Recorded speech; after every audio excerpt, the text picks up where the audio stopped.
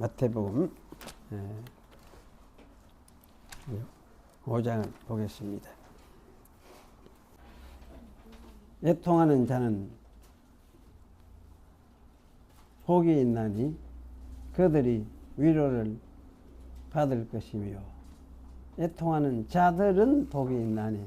이제 복수 단수 이걸 좀 구분해가 번역을 하면 좀 좋겠는데, 뒤에 거는 구분해가 번역을 했는데 앞에 거는 또 그렇게 단수를 그냥 해놨고, 애통하는 자는 복이 있나니 그들이 위로를 받을 것이며, 지난번에 앞에서는 심령이 가난한 자는 복이 있나니 천국이 그들의 것이며, 그 다음에 애통하는 자는 복이 있나니 그들이 위로를 받을 것이며, 이렇습니다. 잠시 기도하겠습니다. 그러고 하신 주님, 오늘 주님의 말씀을 함께 또 상고하면서 듣고자 합니다. 이 시간도 오셔서 이 말씀이 저희에게 참 생명의 진리가 되도록 우리 마음속에 새겨 주시옵소서.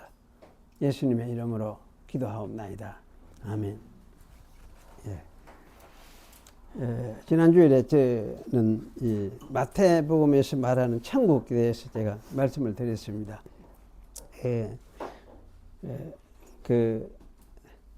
강의도 사실 강의처럼 제가 프린트를 했다가 글을 써놨다가 강의도 아니고 이상한 게 돼가지고 저도 굉장히 무슨 말을 하는지 모르겠다 싶을 정도로 지나가는 것 같은데, 아마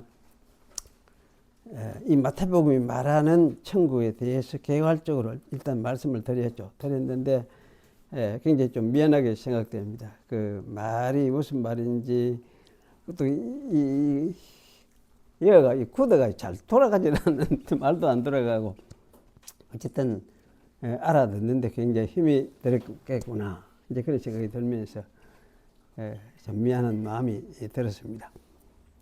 지난주에는 이제 5장부터 우리가 이제 25장 마태복음이죠. 25장까지 나오는 천국이라는 말을 아마 쭉 거의 다 살펴보려고 제가 노력을 했었습니다. 그래서 양도 많기도 하고 그러다 보니까 마음이 또 바빠지고, 그래서 이제 해보니까 그러니까 이걸 깨달으니 참 웃기는 게인데, 한 4페이지 정도, 3페이지 반에서 4페이지 정도 그래 해가 요래 설교를 하면은 좀 천천히 하고 마지막에 하겠다, 그런 생각이 들어져요. 그런데 설교도 이래 길어지는 게 참 힘이 들어요.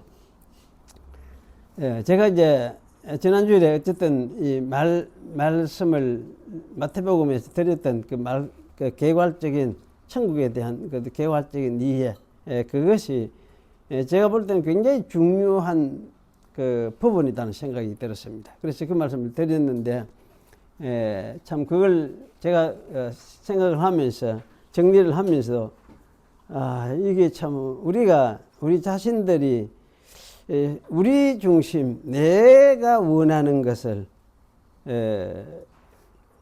성경을 가지고 심지어 만들어낼 가능성도 있고, 또 내가 원하는 것을 성경을 빙자해서 들으려고 하는 그런 유혹을 굉장히 많이 받는구나, 그런 이제 생각이 많이 들었어요. 그래서 저도 참 이런 부분을 전체적인 맥락 속에 생각을 하기는 해왔지만은 또 이 마태복음 자체만 가지고 마태복음이 말하는 천국이 과연 무엇을 의미하는가, 이걸 전체적으로 이렇게 한번 뚫어서 꿰보는 일은 제가 잘 안 해봤거든요. 안 해왔는데 부분적으로 이래 설교를 하고 전에 다 하기는 했지만은 전체적으로 꿰서 살펴보는 이거는 그대로 더 이제 분명한 그 장점이 있고 또 해봐야 될 필요가 있는데, 저도 그걸 안 해봤어요. 그래서 참 굉장히 게을렀다는 생각이 들기도 하고, 그러면서 참 죄송하기도, 하나님 앞에 굉장히 죄송하고 좀 미안하기도 하고, 그래서 참 마음이 좀 이래 뭉클해졌어요. 그러면서 어찌 보면 참 내가 너무나 어째 보면 엉뚱한 짓을 많이 했는 것 같기도 한다. 그런 생각이 들기도 하고 좀 그랬어요. 그랬는데 어쨌든 이 전체적으로 살펴보면서 천국이란 말을 생각하는 게 참 중요해요. 중요한데 그래야면 이제 천국이 말하는 것이 무엇인지를 큰 덩어리를 이렇게 파악을 할 수 있고 이해를 할 수 있거든요. 그렇지. 그런 이해를 가지고 있으면은 이게 달리 어떻게 다른 빗나갈 수가 없어요. 잘못 이해로 다른 길로 갈 수도 없고. 그래서 사실은 크게 이렇게 해보는 게 굉장히 중요한데 지난번에 제가 드렸던 그 말씀 그 전체적인 어떤 그 시각을 여러분들이 참 소화를 해서 좀 마음에 가지고 있었으면 참 좋겠다. 그런 생각이 굉장히 떨어집니다. 이 마태복음이 말하는 천국이 사도들의 이 복음 전파하고 관련지어서 사실 일어나는 어떤 사건들, 그것을 천국이라는 말을 가지고 이야기를 하고 있었다. 그게 중요했었죠. 그런 측면이. 그래서 다른 데서 말하는 이 천국도 저는 같을 것이다. 이런 추론을 하게 됩니다. 예를 들면은 계시록 4장 이하시 나오는 하늘의 모습들. 그 계시록에 보면 하늘에 올라오라 해가지고 그 하늘을 보여주잖아요. 그런데 그것도 보면은 역시 같은 맥락이라는 생각이, 마태복음은 같은 맥락이라는 생각이 들어요. 계시록도 사실은 그게 이제 하늘에 오라 해가지고 올라가 보니까 그게 이제 어떤 종말 때의 어떤 완성될 어떤 천국을 말하는 그런 내용이라기보다는 어린 양이 하늘에 서 계시, 하늘을 이제 여시기에 그분이 준비를 하셨으니까 여셨고 하늘과 또 땅이 하나가 된 것을 이래 열린 것을 보여주고 있고, 그래서 사도 요한은 이제 거기에서 예수께서 우리를 사랑해서 자기 피로 우리 죄에서 우리를 해방하시고 그의 아버지 하나님을 위하여 우리를 나라와 제사장으로 삼았다. 1장에 보면 이렇게 말을 하죠. 그래서 이렇게 하는 소리를 이제 뒤에 가면 이제 확인을 하게 되는데, 어쨌든 이 말로서 먼저 계시록을 시작을 하고 있습니다. 1장에는. 그리고 이제 4장에는 요한이 초청을 받아서 하늘로 올라가서 하늘 내 일들을 이제 보게 되어지는데, 하늘의 보좌가 놓여 있고, 본 내용이 그렇죠. 하늘의 보좌가 놓여 있고 보좌에 앉으신 분이 계시고 24장로들이 보좌 주위에 둘러 앉아 있고, 또 보좌에서 번개와 음성과 내성이 나고 등불 같은 하나님의 7 영이 네 생물들과 함께 있으며 또 유다 지파 다윗의 뿌리인 어린 양의 7 인들을 뗄 자격을 가져왔다 하는 이런 이제 소리를 듣게 되고, 그리고 이제 천만 천사들의 찬송과 찬양 드리는 모습, 이것을 보게 되고, 그리고 7인을 이제 뗄 때마다 일어나는 심판 사건들이 6장에도 나오고, 그리고 이러면서 14만 4천, 이스라엘의 14만 4천하고 이방 나라들에서 흰옷 입고 나오는 수많은 무리들이 나오는데 그들이 찬송하는 것, 이런 것을 보게 되었습니다. 그래서 사실은 이것이 뭐냐면 하늘의 모습을 보여봤는데 하늘의 모습이 바로 이런 모습들이라는 말씀이죠. 그래서 이런 이제 설명들은 어쨌든 저 하늘에 우리가 죽어서 간다는 하늘, 또는 하늘 어디인가에 있을 어떤 천국, 그리고 종말에 이루어지는 어떤 사건, 이런 거하고는 좀 다른 것 같다. 그럼 이건 뭐냐, 복음이 전파되면서 그것에 반응해서 일어나는 사건들을 계시해 주는 내용들이다. 그렇게 이야기를 할 수가 있습니다. 저 완성된 어떤 이제 새 하늘과 새 땅, 새 예루살렘의 영광스러운 모습, 이것은 계시록 21장이라야 비로소 제시를 되고 있습니다.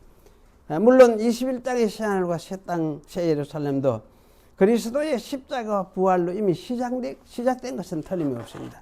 하지만은 나중에 나타날 완성된 영광스러운 모습으로 새 하늘과 새 땅과 새 예루살렘을 제시하고 있습니다. 그렇기 때문에 21장 이전에 보여주는 일들은 사실 복음 전파와 더불어서 이 세상에서 일어나는 사건들을 다루고 있는 것이 틀림이 없습니다. 이런 생각을 할 때에 성경이 말하는 이 천국은 복음 전파와 관련하여 인간 세상에서 일어나는 일들에 대하여 말하는 것에 초점이 있다는 생각을 하는 것은 틀린 것이 아니라 이런 생각이 들어집니다. 그리고 이런 일들을 천국의 일들이라고 성경이 말하고 있는 셈입니다.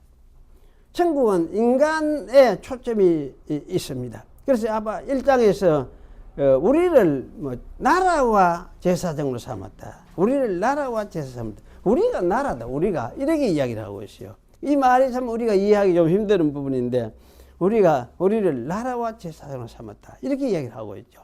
그래서 천국은 사실은 이런 그 인간의 초점이 맞춰져 있어요. 심지어 새 예루살렘, 계시록에 말하는 새 예루살렘도 마찬가지입니다. 새 예루살렘, 그 하늘에 보는 새 예루살렘, 그게 건물이냐 이거지. 건물이냐. 사실 그거는 건물이라고 보기보다는 사람들, 구속받은 사람들의 공동체 모임을 건물에 비교해서, 성전 건물에 비교해서 그렇게 보여주는 것이죠. 그래서 사실은 천국, 이렇게 볼 때 천국 할 때는 천국은 어디 있냐? 사람에게 초점이 있어요. 사람이. 이런 생각을 가지고 우리가 팔복을 생각을 해보면은 팔복 역시도 마찬가지라고 말을 할 수 있습니다. 팔복 역시 이 세상에서 복음 전파로 형성된 교회에 대한 말씀이라고 말을 할 수 있습니다. 심령이 가난한 것, 애통하는 것, 온유한 것, 의에 줄이고 목마른 것 등등의 이 팔복은 이 땅에 있는 교회의 특성, 곧 성도의 어떤 특성을 말하는 것이다. 이렇게 생각하는 것이 옳습니다. 이런 특성이 곧 천국의 특성이라고 말을 할 수 있겠습니다. 그것을 또한 달리 말하면 그냥 천국이라고 하니까 천국이라고 해야 되죠. 그렇다면 이 팔복은 교회와 모든 성도가 가지는 특성이라고 말을 할 수 있습니다.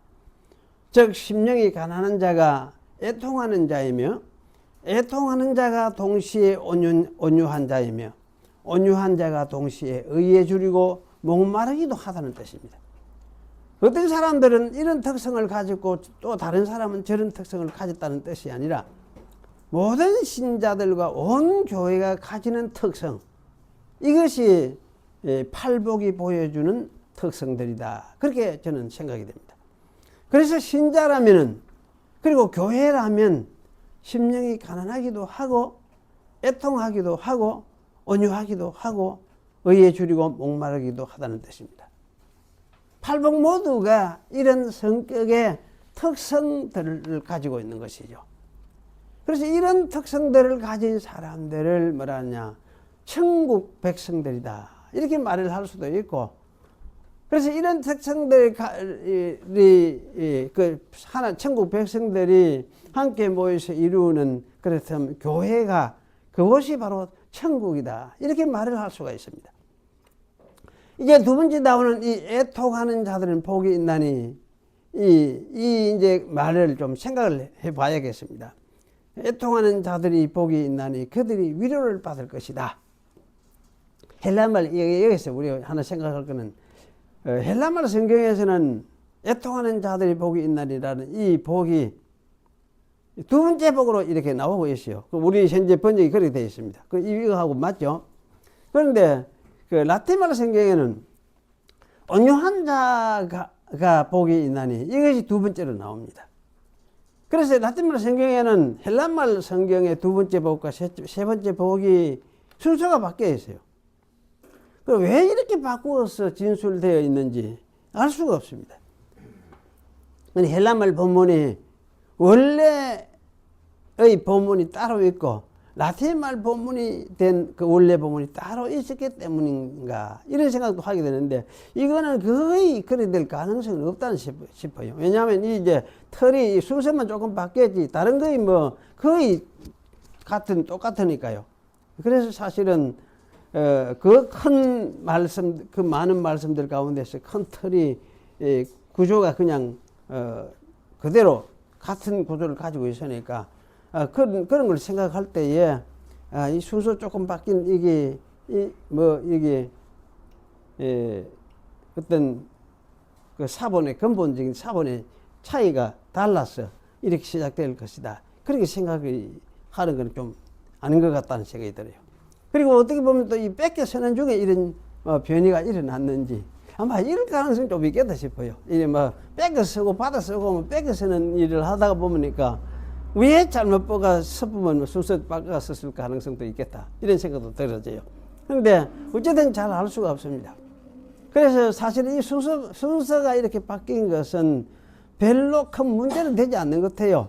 예, 어쨌든 이 8개 복들이 전체가 신자들에 대한 것이고 또 교회에 대한 이야기이기 때문에 순서상 좀 달라져도 큰 문제는 되지 않을 것 같다. 저는 그런 생각이 듭니다. 그렇지만 이게 논리적인 어떤 측면에서 또는 심리적인 측면에서 생각해 볼 점은 있겠다는 생각이 들었습니다. 다시 말씀을 드리면은 하나님을 발견하고 심령이 가난한 자가 된 사람이 그 다음에 할 수 있는 반응은 무엇일까? 이런 생각을 할 때에 이것이 우는 것이 그 다음에 나오는 반응이겠다 생각이 들어요.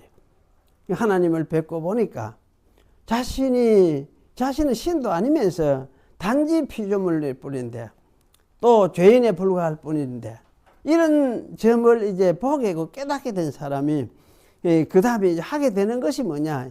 온유한 것도 가능해지지만은 먼저 그 다음에 애통하는 울게 되어지는 그런 것이 다음에 쉽게 나오겠다는 생각이 들어요. 그래서 자신에게는 어떤 고유한 가치를 찾을 수가 없고 자신은 오로지 흙에 불과한 본 인간이다. 이러한 사실 자체를 깨닫고 볼 때에 참 그런 가운데서 하나님의 크심을 이렇게 접하게 되고 만나게 될 때에 여기는 어레끈 나올 수밖에 없는 것이 쉽게 나오는 것이 아마 참 애통이다. 그렇게 말을 하는 것이 당연하다는 생각이 들어집니다. 그래서 여기 이제 우리가 애통한다 하는 이 말, 애통하는 자는 복이 있나니 하는 이것이 아마 두 번째 이렇게 말하는 것이 이게 좀 더 낫겠다는 생각이 들어지고 또 이렇기 때문에 사실 여기 보면은 이 헬라말의 그 본문이 라틴말 본문보다는 좀 더 정확하다 할까 신학적으로 낫다 할까 아마 이렇게 말을 할 수 있겠다 그런 생각이 들어요. 그러면 우리가 애통한다는 이 말을 좀 우리가 생각을 해보겠습니다. 애통한다는 이 말은 애달아 하면서 통곡하는 것을 말을 하죠. 그래서 이 말은 죽음을 맞은 사람들의 경우에 이 말이 굉장히 흔히 사용이 많이 되었습니다. 야곱이 요셉을 잃었다고 생각할 때에 요셉이 정령 찢겠도다 하고 자기 옷을 찢고 굵은 배로 허리를 묶고 오래도록 그 아들을 위하여 애통하니 이렇게 말을 할 때 사용되었습니다. 또 아브라함이 사라가 죽었을 때 아브라함이 사라를 위하여 슬퍼하며 애통하다가 이렇게 했을 때 이 말이 사용되었습니다. 그리고 아모스 5장 16절에는 그러므로 주 만군의 하나님 여호와께서 이와 같이 말씀하시기를 사람이 모든 광장에서 울겠고 모든 거리에서 슬프다 하겠으며 농부를 부르다가 애곡하게 하며 울음꾼을 부르다가 울게 할 것이며 라고 할 때 이 말이 사용되었습니다. 그래서 사실 이 말은 그냥 맹송맹송한 가운데 우는 척하는 그런 것이 아니란 말씀입니다. 그야말로 애달아하고 또 비통해하고 통곡하는 것을 의미한다고 말을 할 수가 있습니다. 참으로 비통해하는 것이죠. 하나님을 만나 심령이 가난한 사람이 이런 식으로 애통하게 되는 것은 당연하다는 생각이 들어집니다. 그런데 신약교회의 이러한 애통 현상, 그럼 신약교회라는 것은 어쨌든 하나님 만난 사람들이 모인 집단이기 때문에 이 사람들의 심령은 어떠냐 할 적에 가난하고 애통하는 마음을 가지고 있는 것이 신약교회의 특징이다. 아마 이렇게 말을 할 수가 있겠습니다. 그런데 신약의 교회의 이러한 현상을 선지자 스가랴가 사실은 이미 예언을 했습니다. 스가랴 12장에는 내가 다윗의 집과 예루살렘 주민에게 은총과 간구하는 심령을 부어주리니 그들이 그 찌른 바 그를 바라보고 그를 위하여 애통하기를 독자를 위하여 애통하듯 하며 그를 위하여 통곡하기를 장자를 위하여 통곡하듯 하리로다. 그날에 예루살렘에 큰 애통이 있으리니 먹잇도 골짜기 하다들인 문에 있던 애통과 같은 것이라. 온 땅 각 족속이 따로 애통하되 다윗의 족속이 따로 하고 그들의 아내들이 따로 하며 나단의 족속이 따로 하고 그 아내들이 따로 하며 레위 족속이 따로 하고 그 아내들이 따로 하며 시므이의 족속이 따로 하고 그 아내들이 따로 하며 모든 남은 족속도 각기 따로 하고 그 아내들이 따로 하리라. 그리고는 그날의 죄와 더러움이 씻는 셈이 다윗의 족속과 예루살렘 주민을 위하여 열리리라. 만군의 여호와가 말하노라. 이렇게 말하고 있습니다. 이것은 메시아의 사역으로 인해서 사죄의 시대가 열릴 것을 말하면서 다윗의 족속 곧 이스라엘 자손들에게 애통의 시대가 올 것을 예언하고 있습니다. 신약의 예수 그리스도를 통하여 새 이스라엘 백성된 사람들의 애통은 바로 스가랴 선지자가 예언한 것 같이 성취된 이런 성취라고 저는 생각을 합니다. 자신들의 죄를 지신 분을 자신이 찔러 죽였지만은 그분이 부활하신 것을 알게 된 사람들, 또 자신들의 잘못을 깨닫고 회개하고 애통하는 것은 신약에서 예수 그리스도를 주로 믿는 사람들이 가지는 특성이다, 이 생각이 들어집니다. 이런 것이 첫날 오순절 성령이 오셨을 때에 예루살렘에서 일어났습니다. 형제들아 우리가 어찌 알고 이렇게 반응을 했죠. 들으면서. 그리고 이런 일은 첫 오순절 날만의 일이 아니라 그 후에도 계속 반복이 되었다 생각이 됩니다. 구속 역사가 이어지는 한 계속해서 일어날 수밖에 없는 사실이라 생각이 됩니다. 애통하는 형태에 어떤지 간에 이런 모습을 하든지 간에 믿음의 역사는 어쨌든 애통하면서 진행된다는 것이 바로 구속 역사다, 그렇게 이야기를 할 수가 있습니다. 그리고 애통하는 마음이 없는 것은 사실은 이거는 문제 있는 거죠. 이런 관점에서 보면은. 그리고 이 마태복음 5장 4절에는 이사야 61장 2절의 말씀이 또 반영이 되어 있습니다. 이사야 61장 2절에는 여호와의 은혜의 해와 우리 하나님의 보복의 날을 선포하여 모든 슬픈 자들을 위로하되 라는 말씀이 있습니다. 이 이사야의 말씀이 애통하는 자들이 복이 있나니 그들이 위로를 받을 것이며 라는 말씀에 반영이 되어 있습니다. 나타나 있습니다. 이사야서는 이스라엘이 은혜를 입고 구원될 것과 이스라엘을 괴롭힌 이방 나라들을 심판하는 것을 통해서 이스라엘이 위로받을 때가 올 것을 말씀하고 있습니다. 그리고 이 이사야의 말씀이 예수 그리스도 자신에게서 성취가 되고 있음을 예수님이 말씀하셨습니다. 복음은 예수님으로 인해서 예수님의 백성들이 위로를 받는 것, 이것이 사실 복음이다, 이렇게 말을 할 수가 있습니다. 그러면 여기서 위로를 받을 것이며라는 이 말씀은 애통하는 교회와 신자들이 예수님의 사역으로 인하여 위로를 받을 것을 의미한다고 말을 할 수가 있습니다.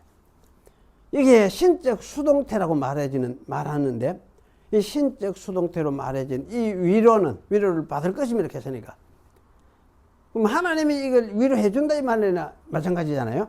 그래서 사실 이 위로는 신약에서 하나님의 백성이 반드시 받게 될 것을 말하고 있습니다. 왜냐하면 하나님이 거기 계시고 자기 백성들의 기도를 들으시는 그곳이 거기가 천국이고 교회이기 때문입니다. 그러면 교회와 신자가 어떤 위로를 받을까요? 이런 질문을 하게 됩니다. 첫째 생각할 수 있는 것은 신자들은 하나님이 자기 아버지 되시면서 위로를 받게 된다는 것. 이것이 가장 큰 첫 번째 생각해야 될 부분이다, 그런 생각이 들어요. 이 사실이 저는 가장 중요하다는 생각이 들어집니다. 왜냐하면 하나님을 모르게 되면은 인간이 궁극적으로 자기 문제가 해결이 되질 않아요. 어떻게 내가 이 세상에 왔는지, 태어났는지, 이걸 알 수가 없잖아요. 이것에 대해서 궁금해 하면서 허무해해요. 사람이 허무해해요. 그래서 허무하면서 허무감을 느끼고 방황하고 이렇게 하게 되죠. 그런데 진짜 창조주 하나님이 계셔서 예수님이 그 창조 하나님을 보여주셔서 그러면 그 예수님 통해서 나타난 그 하나님을 알게 될 때에 그러한 하나님으로 아버지가 계시고 그분이 나를 존재하게 했다는 걸 알게 된 거예요. 그런데 사실 이것 때문에 그러면 굉장히 좀 방황이 끝난다는 생각이 들어요. 궁금증도 끝나지요. 그럼 내가 왜 나왔느냐? 세상에 왜 나왔느냐? 어떻게 나왔느냐?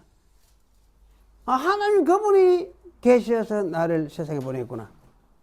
이렇게 될 때는 사실은 방황이 끝난다는 생각이 들어요. 요새 사람들 그렇잖아요. 자기가 고아들 이렇게 외국 보내졌던 교화들이 한국을 부모 찾아러 오잖아요. 와서 찾는 사람도 있지만 못 찾는 사람도 많아요. 근데 어떤 사람은 그런 일로 인해서 굉장히 방황하게 되죠. 굉장히. 그런데 사실은 하나님이 계셔가지고 나를 세상에 나게 하셨구나. 하나님이 그럼 진짜 내 아버지네. 이렇게 될 때에 뭡니까? 부모 찾는 거 육신의 부모 찾아보고 싶겠지. 그렇지만은 안 찾아줘도 그 문제가 안 될 것 같아 싶어. 왜? 진짜 아버지가 누구냐? 하나님이시라는 걸 이렇게 확신하게 되기 때문에. 그래서 사실 이로 인해서 굉장히 큰 위로를 받게 된다. 그런 생각이 들었습니다. 그 다음에 우리가 또 생각할 것은 죄 사함을 받았음을 알게 되기 때문에 그로 인해서 위로를 받는다. 그런 생각이 듭니다. 지난번에 우리가 다윗을 생각을 했었죠. 시편 51편 우리가 봤습니다. 다윗은 그 이후에 계속해서 고난 속에서도 하나님 안에서 위로를 누리면서 성군으로 자라갔었습니다. 신약에서는 사도 바울에게서도 이런 위로를 우리가 보게 됩니다. 이 로마서 7장에 보면 바울은 난 억울한다는 공고한 사람이로다. 이 사망의 몸에서 누가 나를 건져내라. 이렇게 이야기를 합니다. 이 말은 자기 속에 있는 죄를 보고 하는 이야기죠. 그러면서 곧 이어서 하는 말이 우리 주 예수 그리스도로 말미암아 하나님께 감사하리다. 이렇게 이야기를 하고요.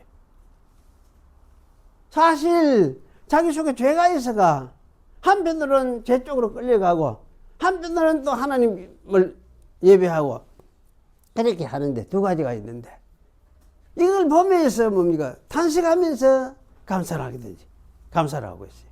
그래 이 탄식이라는 것은 정죄받아 내가 죽게 됐구나 이런 만의 탄식이 아니고 바울의 탄식은 이런 죄가 있음에도 불구하고 나는 죄에서 해방되었구나. 이것을 외치는 그런 이제 외침이죠. 기쁨의 외침이죠. 그래서 이렇게 된 것이 뭐냐? 어째 이랬냐? 그리스도가 자기를 위해서 대신 죄를 지고 속죄 제물이 되셨기 때문에. 그래서 자기 죄를 지고 그분이 속죄 제물이 되셔서. 그래서 자기 부활할 때 같이 죽어본 거지. 죽었을 때 같이 죽은 거지. 죽고 나서 부활할 때 보셨냐? 같이 안고 부활했던 거지. 그럼 하나님의 백성이 이제 부활 세계로 들어가 버린 거예요. 이 세상에 있는 게 아니고 부활 세계로 들어가 버렸어요. 하늘 세계로 들어가 버렸어요. 그러니까 이게 뭐지? 정죄가 있을 수 있는 정죄가 없다 있을 수가 없다 얘. 왜 그거는 이 세상에 그리스도 밖에 있을 때 세상이 사람들에게 해당되는 것이지. 하늘 세계로 들어가 버리는데 그 무슨 정죄가 있느냐? 그래서 사실은 억울하다는 공고한 사람인데 이 가면서도 이거는 탄식 아닌 그야말로 기쁨의 탄식이라고 할까 이런 말을 울부짖음을 하는 걸 우리가 보게 되었습니다. 그래서 사실 이건 그리스도 사역으로 인해서 하나님의 그리스도의 백성들은 바로 이러한 정죄가 없음을 누리게 되는 정죄가 없음으로 인해서 자유와 해방을 누리게 되는 그러한 것이 정말 큰 어떤 위로라고 말을 할 수가 있습니다. 그리고 이제 이 성령의 세계에 하나님은 임재하고 계시죠. 자기 백성의 기도를 들으시죠. 하나님이 함께 계시면서 하나님과 동행이 이루어지는 것입니다. 때문에 교통이 있고 눈물을 닦아주는 위로가 또 있습니다. 이런 것이 하나님의 백성의 위로라고 말을 할 수가 있겠습니다. 그래서 사도행전의 역사는 고난 가운데에서도 위로가 가득 찼던 것 같습니다. 그리고 그 후에도 다양한 형태를 가진 어려운 상황 가운데서 위로가 있었다고 저는 생각합니다. 한 가지 물음이 있습니다. 그럼 지금 교회는 어떠하냐? 이런 질문을 할 수가 있습니다. 지금 교회도 그러하다고 저는 생각을 합니다. 하지만 지금 교회는 그렇지 못한 형태가 지배하고 있지 않느냐, 이런 반문을 할 수가 있습니다. 지금 교회가 그렇지 못한 것은 어쩌면은 심령이 가난하고 애통하는 것을 모르는 가라지들이 들어와서 아마 교회를 혼란스럽게 하기 때문일 수 있겠다, 그런 생각도 들어집니다. 또는 교회가 이 세상의 정신의 영향을 받아서 영적인 혼돈 상태에 빠져서 가난하고 애통하는 마음을 잃어버렸기 때문일 수도 있겠다, 그런 생각이 들어집니다. 이렇게 될 때에 심지어 교회가 가난하고 애통하는 정신을 무시하기도 합니다. 조롱하기도 합니다. 이거는 막 가시밭에 떨어진 복음과 같은 그런 고생을 하는 거죠. 예수님을 무시하고 조롱하는 것과 같은 일을 하기도 합니다. 그러나 이런 가운데서도 하나님은 자기 백성을 이끌고 계세요. 그래서 이 자기 백성, 하나님의 백성은 고통스러워하면서도 가난한 마음과 애통하는 정신을 가지고 살아가게 되어 있습니다. 하나님이 그렇게 살도록 자기 백성을 또 인도하고 이끌어 주신다, 그런 생각이 들어요. 그래서 그러한 삶 속에서 위로를 또 누리도록 하신다, 그런 생각이 들어요. 저는 하나님께서 사실 이렇게 일하시는 것을 보면서 살아왔다, 그런 생각이 들어요. 심지어 글자를 잘 모르는 사람, 한글 몰라요. 한글을 잘 몰라요. 그런 사람들이 교회를 지키고 진리를 지키는 것을 봤어요. 또 글을 잘 쓰지는 못하는 사람, 이런 사람들이 고난 속에서 교회를 지키고 진리를 지키는 것을 보았습니다. 그런데 이게 그냥 이 사람들한테 그냥 하나님이 그냥 계신 게 아니고, 이런 사람들에게 참 기도를 들으시고 이런 사람 함께 하시면서 자기 임재하고 계시는 것을 보여주고 나타내시고 그렇게 하셨어요. 참 이게 세상으로 볼 때는 굉장히 이게 뭐 저런 사람들이 있노, 이렇게 하면서 교회를 깔보고 그렇게 할 가능성이 많은데, 어쨌든 복음의 그 생명의 역사가 어디 있느냐, 그런 사람들을 통해서 나타나고 거기에 역사를 하더란 말이죠. 사실 이런 교회가 곧 하나님의 나라인 것이다, 그런 생각이 들어집니다. 그리고 이런 것이 하나님의 통치가 나타나는 면모라고 말을 할 수가 있습니다. 사실 이런 형태가 교회가 하여튼 이런 교회 속에는 있을 수밖에 없어요. 동시에 이런 면모는 여전히 참 우리에게는 어떤 이 세상에서는, 이 세상에서 볼 때는 비밀이라고 말을 할 수가 있습니다. 하나님의 통치는 여전히 누룩처럼 비밀스러운 모양으로 사역을 하시는 것 같아요.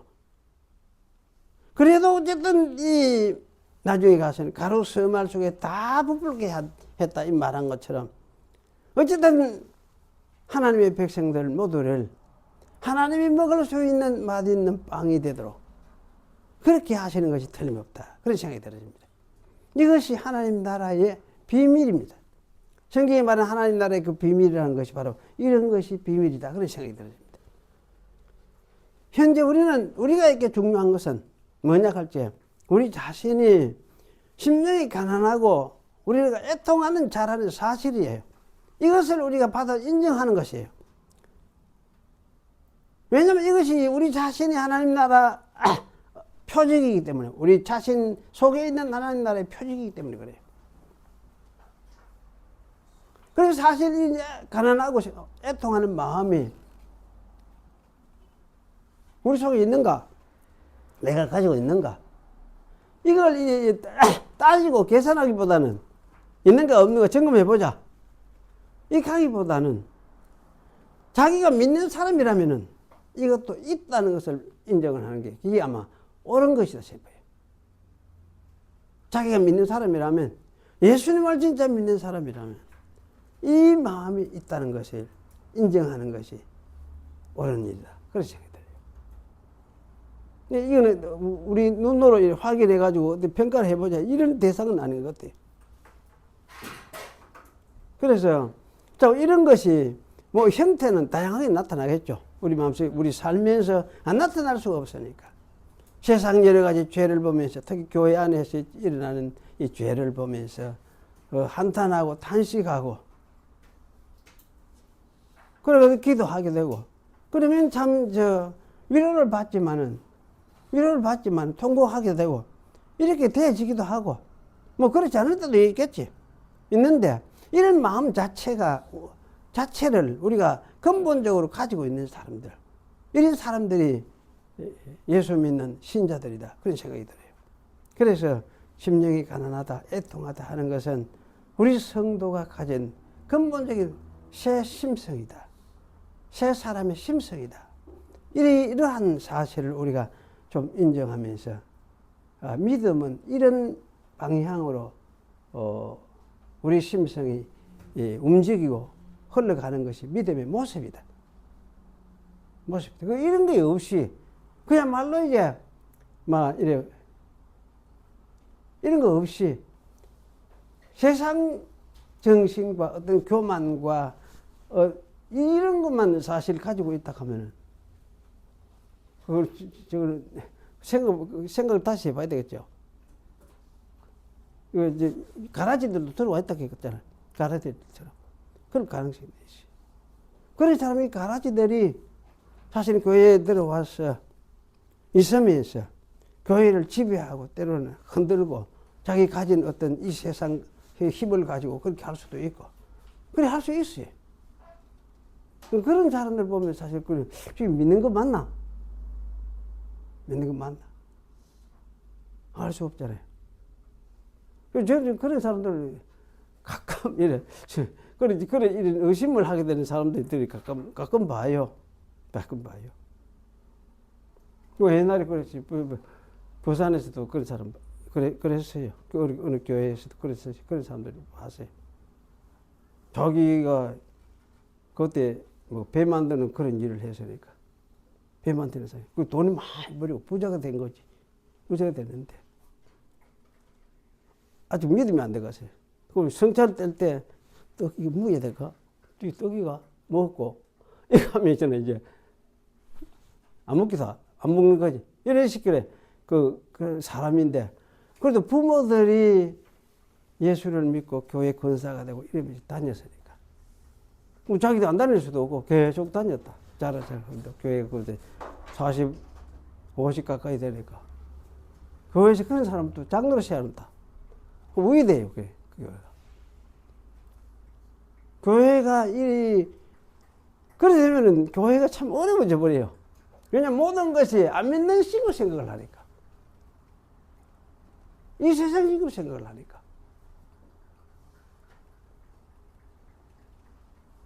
사실 그런 경우가 교회가 없느냐 하면 교회가 있을 수 있다 이 말이야. 있을 수 있고, 그런 사람이 직분론적으로 보면 큰 중직에, 교회의 중직에 피득돼 가지고 그거 할 수도 있고, 그런 사람을 이제 직분을 세우는 사람들이 또 그것도 문제인데, 그런 수가 사실 있는 거예요. 그런 수가. 그러나 교회는 그게 교회의 정신이 아니고, 그것이 신자의 특성은 아니다. 그건 세상의 특성이고 세상의 정신이지. 교회의 특성, 신자의 특성은 심령이 가난하고 애통하는 자, 애통하는 심령이다. 이런 심령을 가지고 하나님 앞에서 가난한 마음을 가지고 서 있는 게 이게 신자의 심성이다. 이렇게 우리가 이해를 해야 될 것 같습니다. 기도하겠습니다. 거룩하신 하나님, 오늘 우리 신자가 신자됨이 무엇이고 또 교회가 교회됨이 무엇인지를 우리에게 가르쳐 주셨습니다. 우리 자신들이 주님을 고백하는 사람들일진데 우리 자신들은 또한 가난하고 애통하는 사람들이라는 것도 함께 고백하고 인정합니다.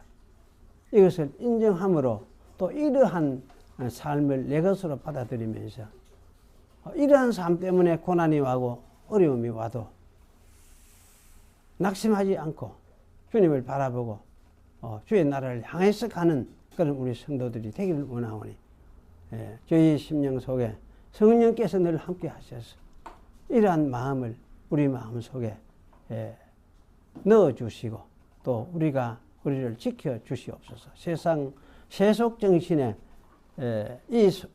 물들어 세속 사람처럼 되지를 않도록 해주시고 때마다 우리를 일깨우시며 우리를 이끌어 주셔서 참 하나님의 백성으로서 하나님 앞에 서서 살아가는 그런 사람 되도록 은총을 베풀어 주시옵소서.